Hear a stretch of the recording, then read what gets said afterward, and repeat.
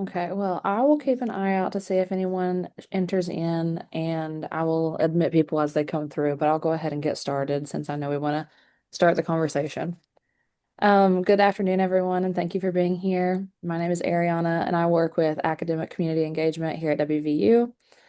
A sessions are designed to create space for faculty and staff to share how community engaged teaching shows up in their work, what's working, what's challenging, and what others might learn from those experiences. So today's panel is titled From Pilot to Practice, Scaling Service Learning in Health Sciences Education. One thing we often see with service learning is that it starts small, maybe as a single course project, a partnership, or a response to a community need. Over time, some of those ideas grow into something larger, like a program, a coordinated effort across courses, or even something that's embedded into an entire curriculum. What makes today's conversation especially interesting is that our panelists represent different points along that continuum, from early innovation to program development to long-standing institutional models. Rather than formal presentations, we're going to keep this conversational. Each panelist will begin with a few brief reflections about how service learning shows up in their work, and then we'll move into moderated discussion before opening things up for some questions. So I'll start by inviting each of the panelists to briefly introduce themselves and share a little bit about how service learning connects to their work. Audra, do you want to kick us off? Sure. Hello, my name is Audra Hamrick. I'm an assistant professor in the Social and Behavioral Sciences Department in the School of Public Health, and I am our Director of Academic Success.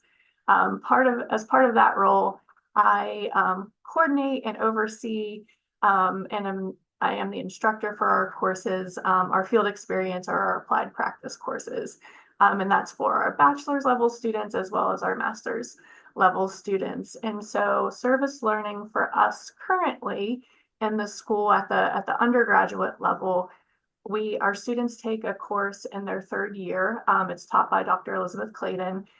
It's called Introduction to Social and Behavioral Sciences and Practice. And so as part of that course, the students are required to do 10 hours with a community partner. They are typically on small teams to do that work.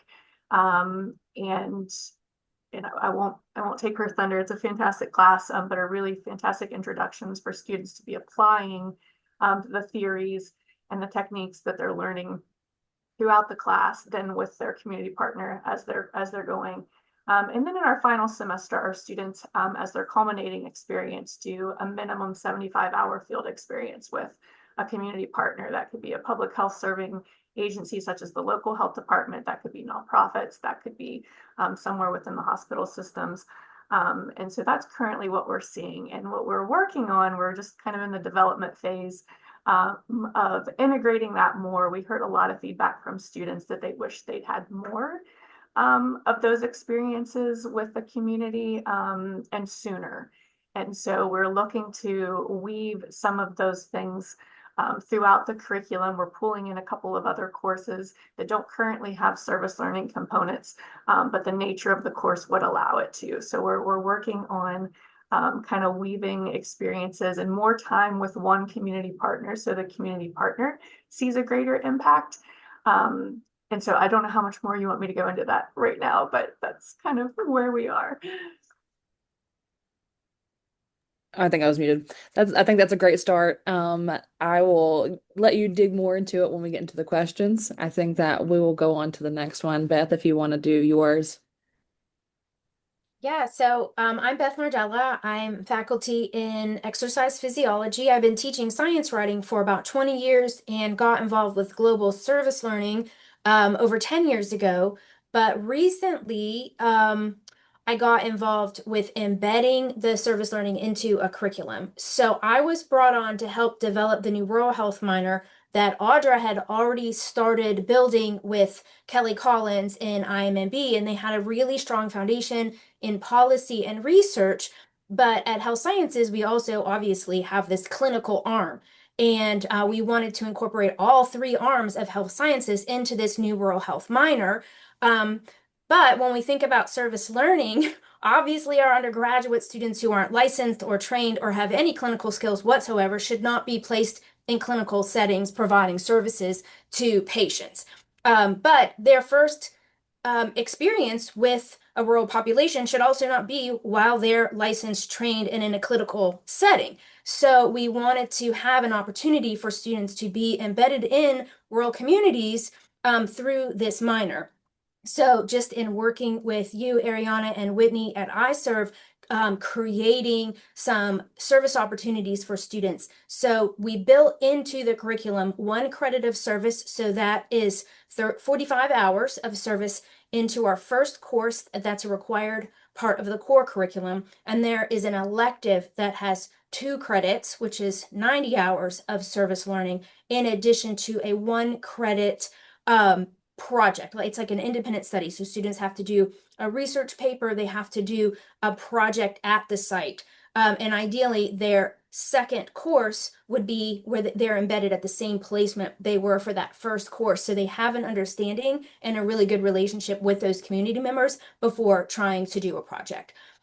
So we really built this intentionally, knowing that we wanted students to have community outreach. Our most difficult thing is that Morgantown isn't rural, but most of our surrounding rural areas don't actually have the resources that Morgantown has. So a lot of rural people come to Morgantown for those services. So that's a really great way to make it work. One of our most successful placements was this past spring at the Rosenbaum Family House. One of our students spent the entire spring there doing a lot of work, and she was able to meet a lot of the families who came from rural counties while their kids or family members were at the hospital. So that was really rewarding for her, and also really helpful for them to have someone there long term, not just popping in a day or so, but she was there for the whole semester. Mhm. That's great. Yeah, Angel, do you want to go ahead and pivot to your program? Mhm. My name is Angel Smothers, and I'm the Associate Dean for Community Engagement here at the WVU School of Nursing. And I'm also the director of the Faith Community Nursing Program. I was actually born and raised in a coal camp community in the southernmost part of the state. So, what Audra and Beth are talking about, this disconnect between our rural communities and the resources that we have here in Morgantown, is huge. It's extremely challenging, and most people never overcome it to get the care that they need. Nursing is, for the last 20 years, has been the number one most trusted profession when communities are polled. And so people tend to trust us. But here in West Virginia, the only state fully located within the Appalachian region and the third most rural state in the nation, we see barriers related to mistrust. So our rural community members do not trust outsiders. And so here at the School of Nursing, we've worked to create service learning opportunities for our students that keep that in mind, that the trust of outsiders, the mistrust of outsiders is going to be a huge barrier. And so part of what we've done is build a network of faith community nurses across the state who are from within those communities. We raise them up, we equip them, we mentor them and support them to build access to care points in some of the most rural coal camp communities. And so our service learning ties into that because we're able to take students and connect them with some of these nurses that are in those rural settings.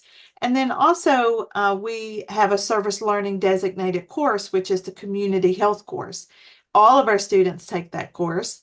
All of our students are placed with someone in the community, and they complete their undergraduate baccalaureate capstone project at that site. We use iServe to help us track data. And so we're able to run reports that show the impact that not only our nursing students are having, but the reaches across the state and other states. So when I think of kind of tying it back together, when I think of service learning, it really is an initiative to help us fulfill our land grant mission of reciprocal support. I really appreciate that context. I mean, from all three of you, I think it's really interesting to hear the different entry points into this work. And I think like even from my personal experience, I'm also a Southern West Virginia girl and thinking about, yeah, maybe how you have to travel to get access to greater resources and thinking about that land grant mission, I think is so important to the work that all of you all are doing. So one thing I'm always curious about is what kind of sparks this work in the first place. So I'm going to kind of ask you all about specific things related to what each of you all are doing. So for Audra, you talked about expanding beyond a single class. What made you start thinking about aligning service learning across multiple courses? Yeah, I mentioned briefly earlier, we always get feedback from our students post experience, and they just consistently for the last several semesters were saying we wish we'd done this sooner in our education. We wish we'd have been disengaged with the community all along, those kind of things. And we heard from partners like they absolutely love working with students and they love working with the center and making those connections. But to have a student for a short project of 10 hours, and then maybe have to onboard them or train them, and then they're kind of gone. And then we were seeing this gap of then our students were a year later working with a partner again. And sometimes it was the same, sometimes it wasn't. And so they just weren't getting to kind of build that relationship and that connection. And so we really wanted to public health, we're all about the health rate of communities and populations. And so we wanted to make sure our students were making those connections and making what we're talking about in the classroom real for them and helping them to see how that looks in practice. And so I think student feedback was definitely a huge driver. Community partner feedback was a big driver. And then our accrediting body too, we have to abide by what they're suggesting and see through the Council on Education for Public Health just recently changed criteria for baccalaureate programs. And now they require experiential learning where we'd been doing it, but now they're saying they want all BS and public health programs doing it. So we have some flexibility as to how that looks, but we thought what better time, right, than now to kind of shift and make sure that we're fulfilling all of those needs. And the need is great, as everybody has mentioned. So, and with this new rural health minor partnership, I think we're also just seeing that there are so many other ways that intercollegiately our students can be collaborating, right, interprofessionally and completing, and providing service to the community as well. So that's kind of the driver for us.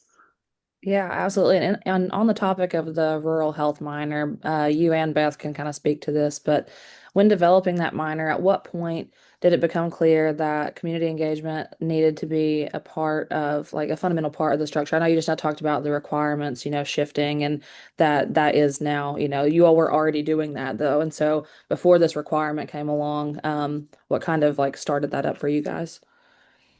I'll let Beth jump into because I know she's kind of leading that aspect of the minor. Yeah, so I've been taking students on global service learning trips since I think 2011. And on a trip pretty early on, a student said in her final reflection, "This is the best experience I've ever had, but I will never do it again. I have learned that I can be of much more service at home where I know people and I have skills and connections and can actually make a difference." And I of course, I knew that why we were doing this was to get students engaged locally. But I realized, oh, I'm not helping students get engaged locally. We require in ex-phys our students to do 25 hours of community service every semester, but most of that was just done here in Morgantown. So I started taking students to Williamson, West Virginia, and Mingo County for these weekend-long service learning trips where we learn about how healthcare works in that community. That is they are what they call creating a culture of health in Mingo County through the Williamson Health and Wellness Center and the work that Dino Beckett has started. And our students get to see, what resources are available there, how that's different than Morgantown, and how this very small rural area is absolutely making it work and doing a better job in a lot of ways than we are here in Morgantown in terms of their community outreach and reaching the people who need it the most, like shut-ins. And that just led to me doing that again and again. I started a PhD program, and my professor was like, "Do you want to be pragmatic or do you want to follow your passion?" And I was like, "Oh, all right, I'll follow my passion." So I just did my entire dissertation on this work and just got more and more involved in communities. And my department then realized that and asked me to do more. And I started developing our rural health curriculum here at XFIS a couple years ago. So now we have semester-long internships in Raynell and Williamson, and we've built that and built that. So when we started the rural health minor, it was actually really easy to go to those partners and say, hey, we've also got this other contingent. And I had learned so much about that development before to make it work on the minor, where we have students who we have a journalism major, I have a pre-OT major, I have an addiction studies student in the classroom right now. They're coming from so many different places than I had ever expected, and they're all bringing these amazing perspectives to the classroom and engage in talking to each other. And it's been a really positive experience. So I'm glad we started. I don't know that I answered your question, but it's better than I had ever hoped. Yeah, no, I mean, I think that that perspective is really interesting too, in terms of the minor. You are seeing students from a diverse array of backgrounds there. Because I know, I mean, service is fundamental to the work that all of you all do in terms of public health and nursing. Like there is that service requirement, that fundamental component of it. But like you said, I mean, if you're a journalism major, you may not have to constantly log hours in the way that some of these other majors are. And so that I think is really, really useful. Angel, would you like to chip in terms of like nursing has had the required service model for quite some time, and it is a really successful program. And so, do you want to talk about the maybe like the capstone and the decision to make that like a service learning class and how that got started? Mhm. So we keep our capstone project as a university requirement. We keep it in the community health course because we want the students to get this immersive experience while also building sustainable change through their projects. And so, over the years, we started to recognize that, as we expanded our campuses, right now we have a Beckley campus, we have a Kaiser campus, and we have a Bridgeport campus, and then our Morgantown campus, we have a Charleston campus. So we have nursing students really all over the state of West Virginia, and each of them are insiders in their areas. And so we were able to, keep this capstone project in the community health course so that the students in their particular parts of the state could engage with people in that way. So it really has kind of expanded and reshaped as we've grown as an institution to, different campuses. Mhm. Yeah, I think that that's really helpful too because like even for me and the conversations I'm having being relatively new in my role, thinking about our other campuses is huge for me right now in terms of like how can we make sure that all of our campuses are integrated into the work that we're doing and that we are, like you said earlier, fulfilling that land grant mission of not just serving people in Morgantown, but serving people across West Virginia. And so the next thing that I want to kind of get into is one of the biggest challenges with service learning is making it sustainable beyond a single semester. So what helped you all move your work from that initial idea to something more structured and lasting? And any of you all can jump in with that.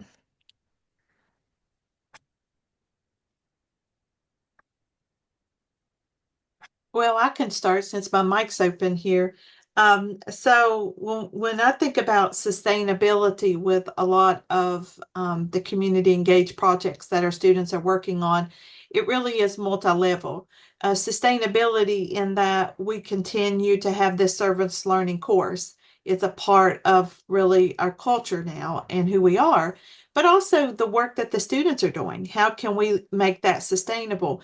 And so we have conversations with the students early in the semester that says, when you're building this evidence-based project, when you're using evidence to build this project, we want you to look upstream to see what can you do to go upstream to support people in ways that are preventative.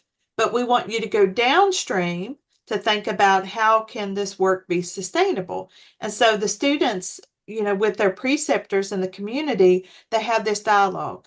And so they're gleaning from their preceptors who have been immersed in these settings for decades, some of them, And then the students are learning from that experience while in turn building a project based on the resources that they have here at an R01 university, a land grant university. So it really expands that reciprocal support even through the preceptors.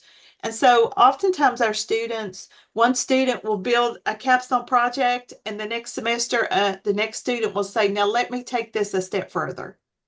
Or what worked and what didn't work, and let me expand on that. So that's kind of how we envision sustainability as being multi-level. Yeah, I love that framing of looking both upstream and downstream. I think that that's a really helpful framework for anyone who's interested in service learning because that dimensionality that you're describing, that looking on multiple levels, it is kind of a crucial part of what we're doing. And I feel like if you're not thinking about each level, then you're missing a huge part, of the puzzle. I can add on to this in terms of sustainability. Audra and I have a presentation next week at Appalachian Studies. So I've been thinking about social capital and how important that is in rural communities. So I've been kind of playing around with this idea of beg, borrow, and steal. Not really, but thinking about social capital in different ways. So one thing that we did in building these partnerships is reaching out to our existing partners and saying, how can we change this relationship? Can we expand? Is there more we can do? Is there more you need? So I kind of call that begging. And then borrowing, I'll use April Vestal as my example. She is our director of rural and community health in West Virginia. She's really incredible. She's based in Raynell, and I had met some people from Raynell, and I was really interested in some of the programs that we might be able to work with there. We had students from the area, so I feel like I borrowed April's social capital a little bit and saying, hey, can you help create some introductions to these communities? And Angel knows the people in Raynell as well, but asking for help. Right? Like, obviously, I can't just show up in Raynell and say, hey, can my students come and teach some exercise classes here? Like, they're going to be like, hard pass. Right. But because April is embedded in that community, I was able to say, hey, I'm connected with April. I'm connected with the university. I'm using this social capital to build something new. So we started really small, and now our master's students go. This is a separate program than the minor, but they're going for 2 weeks at a time, and they're embedded in the community and doing various exercise classes and health and wellness outreach. And so far, it's been good just to get started. And then stealing, again, not really stealing, but we are at a location up in Preston County, and I was talking to some of the people running this after school program. I was like, do you need some help? And she's like, desperately. And I was like, I think we might be able to work together, right? So I didn't know these people at all, but again, because we were there in another capacity, we were able to kind of steal someone else's social capital and say, hey, let's start something. And that's been one of our most successful partnerships, is up at the Preston County Youth Center, because any type of student can go there and help with the program. So I'm thinking a lot about social capital and how that works. And I think that's a key to sustainability, is you can't just go into a place and try to make something happen. You have to have a way in and keep going back and make sure things are community driven. Yeah, absolutely. Audra, is anything that you want to add? Don't know that I could add anything better. I love that. I'm taking notes too, Angel and Beth, because as we're getting started, I'm definitely learning from you all. And I think, I mean, the social capital, I love how you frame that. And I think just the relationship piece is so important, and that we just really make strong efforts to maintain good relationships with these partners and these communities that we're working with. And then each semester, I feel like I gain a new partner just from another partner having a good experience, and then word of mouth, and like, hey, the school of public health, these students were really great for us. You should, give them a chance. And so then someone makes that connection. And I think the more that we can just foster those relationships and, show appreciation for the folks that we're working with, and recognize that, and all that Beth said was perfect. Yeah, no, I agree. I think that, thinking about social capital, it kind of leads into the next section I was wanting to get into, which was, as rewarding as this work is, I imagine that scaling doesn't happen without challenges. And I know, that kind of problem comes up a lot whenever I'm hearing from people who may be interested in service learning, but may feel it may be like a little bit intimidating because it does take time and effort to even reach out to those people to say, hey, you have a better relationship with this community. Can I kind of like join you in creating this new relationship for me by, going off of the existing one that you have? But in addition to that, I mean, if you want to elaborate more on that, but I was just thinking even too in terms of challenges with sustaining large programs, do you all have any insight about what those challenges can look like? Well, I could speak to it for nursing with the Faith Community Nursing Initiative. West Virginia leads the nation in all of the worst health-related outcomes: diabetes, heart disease, strokes, addiction, overdose. It goes on and on. And we've tried everything. I was a little girl in the 1980s when the first federally funded clinics popped up. And I can remember them sending a bus around to get us, and I thought I had made it. When I was able to get my vaccinations, I hated them, but I thought, okay, this is great. And it really got me thinking about nursing. And so this, interacting in ways with people through these federally funded clinics, or when 4-H, and now I realize it was WVU Extension, would come into our holler in the summer and do a week of, healthy eating and activity. Those things shape us as young people. And, so because of my personal experiences, I was able to envision a possible solution to this poor health related outcomes. And this is actually our 10-year anniversary for the Faith Community Nursing Initiative. And we've trained nurses, and we have nurses working in most West Virginia counties. And, you know, there's days when I'm like, I can't do this. This is a lot. It's when you open yourself up to engagement, you have to learn really quickly how to set those boundaries so that you can sustain it, so that it doesn't collapse under the weight of itself. And so here at the School of Nursing, we have a dean who is visionary. And so from day one, she has built in resources to make it possible so that it's not the weight on one person, but a group of people. And when one of us is having a storm in our lives, which we all have storms, the others are okay and they carry the work.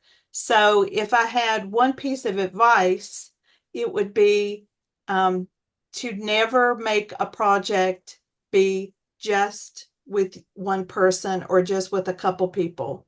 It needs to be years worth of building a sustainable team. So, hmm Well, congratulations on hitting that 10-year anniversary mark. I mean, that is significant. And I love that in terms of, I mean, I completely agree. I feel like a crucial part of this, I mean, is the community part, right? Like we're talking a lot about the engagement part, but you tying it again back into the community as well, like that they go together. And this work definitely can't be done alone. Beth, were there any surprises in creating like these new courses for the rural health minor? Surprises. It was actually surprisingly easy. My chair and I met with Audra and Kelly and our associate dean, and I presented this whole list of classes, and I said, "This is my dream.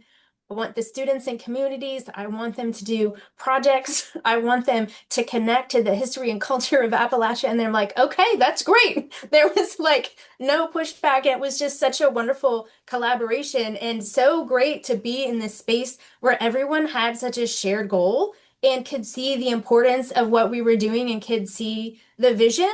It was a really amazing meeting because I don't know, I'd only met Audra like once before, and yeah, that was a surprise, and I don't know why it shouldn't have been surprising. So yeah, I'd say it's really great to have a strong team behind this minor, and I can't wait to see how it grows because the students in my course right now are incredible. And this is what I wasn't expecting is for their first project, I make them work in pairs and no one knew each other. But they did a great job with their project. And now they've moved where they sit in the classroom and they're sitting with their partner, someone from a totally different major that they hadn't met before. And I think that's really great. So I'm excited to see this grow. Yeah. I think that that makes me want to kind of pivot too in terms of I love this like positive energy that we're throwing out like yes, teamwork. That it really does make the dream work. So Audra, I was gonna go to you. So we talked about structure and challenges, but I'd also like to hear about impact. So what changes have you noticed for students and community partners or your programs as a result of the work that you're doing? Yeah, I mean, that's a great question. I think that in terms of community partners, students have been able to help, you know, with some significant projects.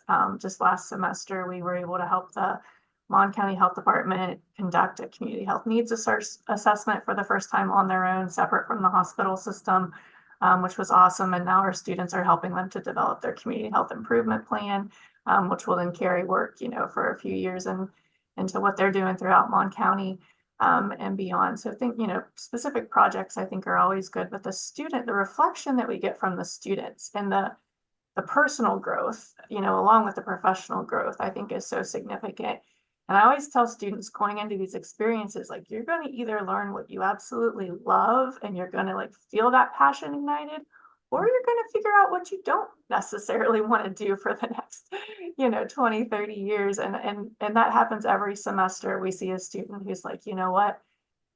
I decided I don't want to be a health administrator. I actually think I want to go be a nurse. I want to work directly with clients where, coming into this, I thought differently. And that's also part of what's really driving us to make sure we're getting these experiences sooner and more frequently to really help those students find their purpose and figure out what they want to do before we're getting to that last semester when it's graduation and, big decisions are right around the corner.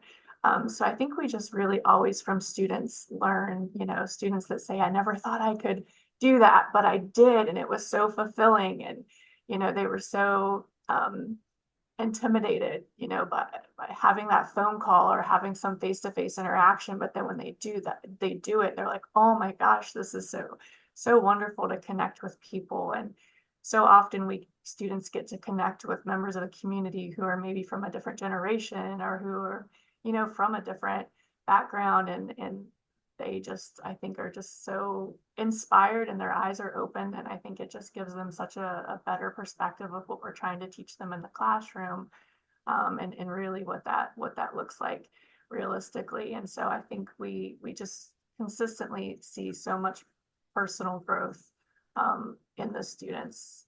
And I think they feel so much more connected to what we're doing here in our mission.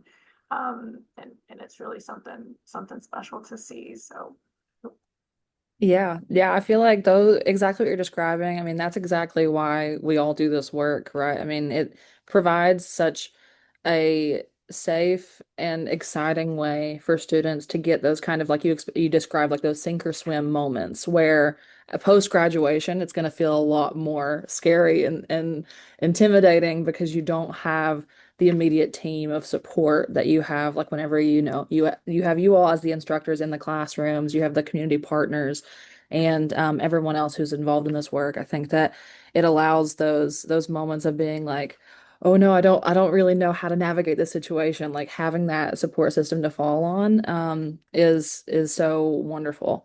Um, Beth or Angel, do you all want to chime in terms of what changes you all have noticed um, for students or community partners for your work? Well, I would just add that we, as we've continued to build those strong relationships with our community partners, we're finding them reaching out to us and saying, hey, we've got this idea. What do you think? Or wanting to know, are they getting their student this semester? And, so we've invested in those community partners, meeting them where they are. And now they are looking for us so that they, we have this really meaningful partnership. So I think over time, we've seen stronger bonds being built with our community partners.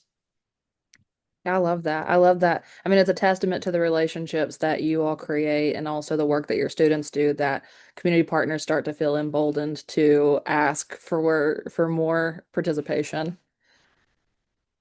I want to kind of pivot now and wrap this up in terms of moderated questions so that we have some time for questions from audience members here at the end. But my last question is, what advice would you give to someone who is just beginning to explore incorporating community engagement into their course or program? And Beth, if you want to start us off.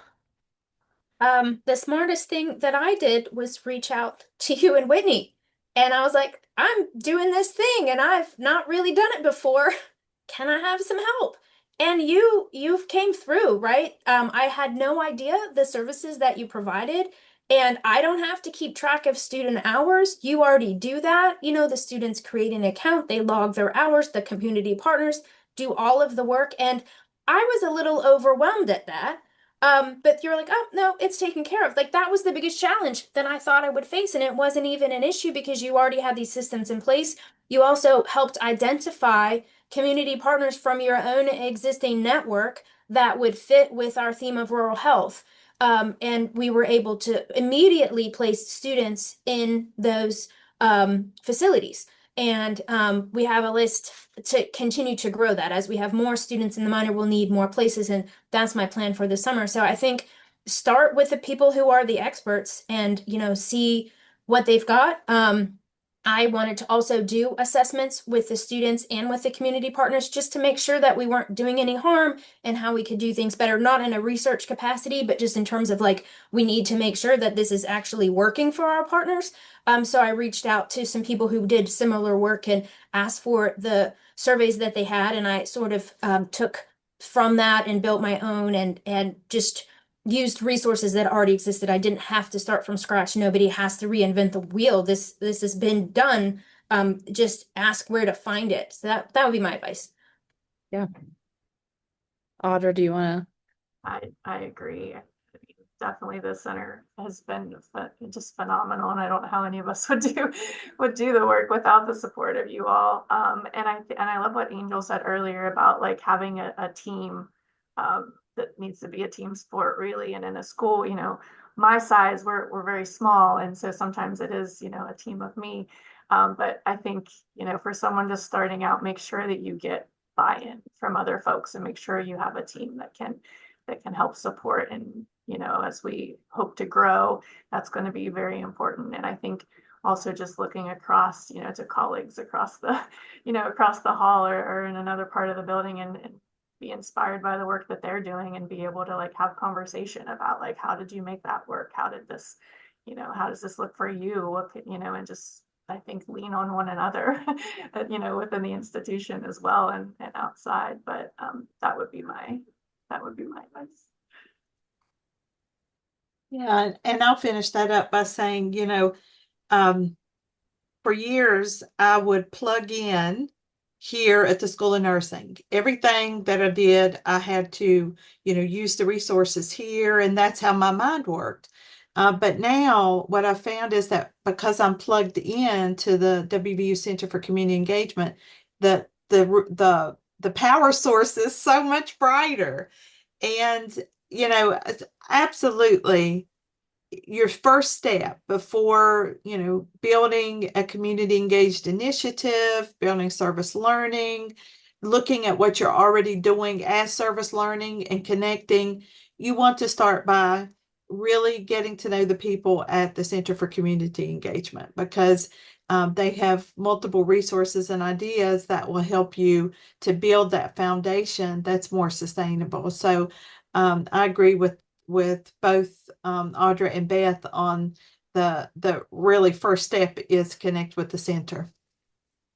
Well, I genuinely appreciate hearing that from all of you all. I mean, to me, it's like, for me, there's no way I could even begin to do what you all do in the classroom. And so I think like for us being able to have toolkits and resources and just like start those conversations of like how you were describing, Angel. I think a big part of what I've acknowledged and recognized just in my first year of being here is I think a lot of times the hang up really is just getting someone to realize that what they're doing is service work or like, community engaged work. Because I've had a lot of initial conversations with people and I'm like, no, you're doing it, And so if we can be the place where, people start to feel that empowerment and share that um, our knowledge and resources so that you all can really be the experts and shine in your classrooms. I mean, that's what we're here for. So thank you all for what you all shared. I'd love to open things up now for questions from the audience if there are any. I know we've got a few minutes left. See if anybody has anything. Okay, Whitney says, how do you prepare or provide ongoing support to students throughout these experiences to ensure they represent themselves, your programs, and the university well? I'll start us off with this question. So what we do is we have small groups of students that have a faculty assigned. And so each faculty works with around 11 to 12 students. And we meet regularly with the student. We also meet with the preceptor. We go to the site and we follow the project step by step. So we give feedback, we keep the student, within that evidence-based realm for nursing. And so really the success of that is having faculty just as engaged as the preceptor or the community partner.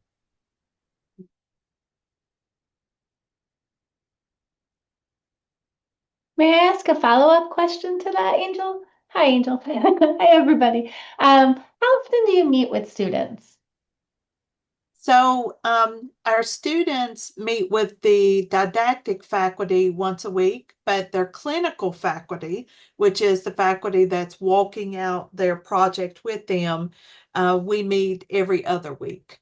So every other week, and then we're available anytime in between for questions or if we want to just get together and talk things out. Thank you. It's a lot of pouring into them and coaching and reflecting, and we know that's important. It's always a balance because it's time intensive, and I think we talk about that a lot in our office of how much can we pour in, but we know it's critical. So it's nice to hear that that's what's happening with your nursing students, and I'm just being reflective about the work that we do. So thank you.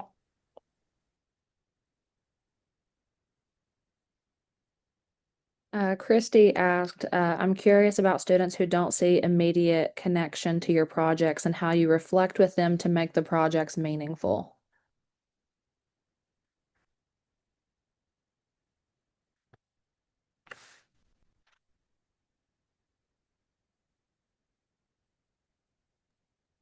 I'll say, this is definitely experienced. When I first started um, here with the School of Public Health in 2018, the process that was in place was really that kind of students were assigned to a site or to a project, and we experienced a lot of that kind of just not necessarily resistance, but students that didn't feel connected or motivated to do the work. And so kind of shifted, and we try, and I don't want to speak for Dr. Clayton, but I know she works really closely with the center too to identify projects and then give students so students have options, and we can kind of present like here's the partner, here's their mission, here's what the project is like, and then they have kind of options as to what they feel drawn to do the work. And I think that gives a little bit more buy-in for them. But then just through that, I think that those weekly classes or supervision sessions where we can really kind of ask questions and get them thinking about, well, what is it that's not going well, or what's not feeling right, or maybe we can reframe something to help them see the perspective be a little bit differently. But I think definitely letting them have some ownership of what they're doing helps a bit if it's possible to do so. Mm-hmm.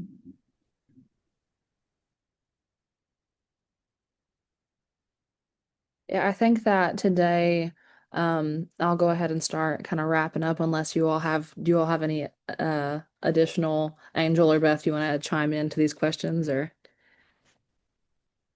The only thing I would just add is, we let the students know that their projects are based on evidence. And so they start with a community windshield survey, then they do key informant interviews, and then they look at local and national data, and then they pick three major problems based on those three sources of evidence. And so we hope that in those three, that they build a connection to the population through those different, methods so that they are engaged and invested themselves. We find that a lot of our nursing students love to do projects on exercise and nutrition. And we love that. But we tell them they need to come alongside their community partners and make sure that they have buy-in from them, because we don't want the student doing a project because they want to do a project without being well connected with that community partner. Yeah. I think that, first of all, thank you all so much for sharing all of this insight and answering the questions so thoughtfully. I think that today, um, just kind of like reflecting on the conversation we've had, I mean, there have been so many valuable points that have been brought up in terms of how people can move forward, thinking about integrating service and community engagement into their curriculum, regardless of whether, it's through public health or nursing or ex-phys or even a completely different realm. I think that thinking about social capital, giving students and community partners ownership and hoping that, they feel through the trust that we create in our relationships with them, that they feel comfortable asking, for more support even from us.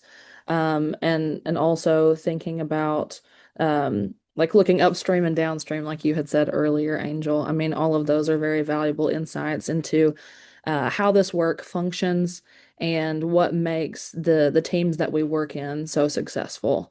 So I just want to thank everyone who joined us today for the conversation.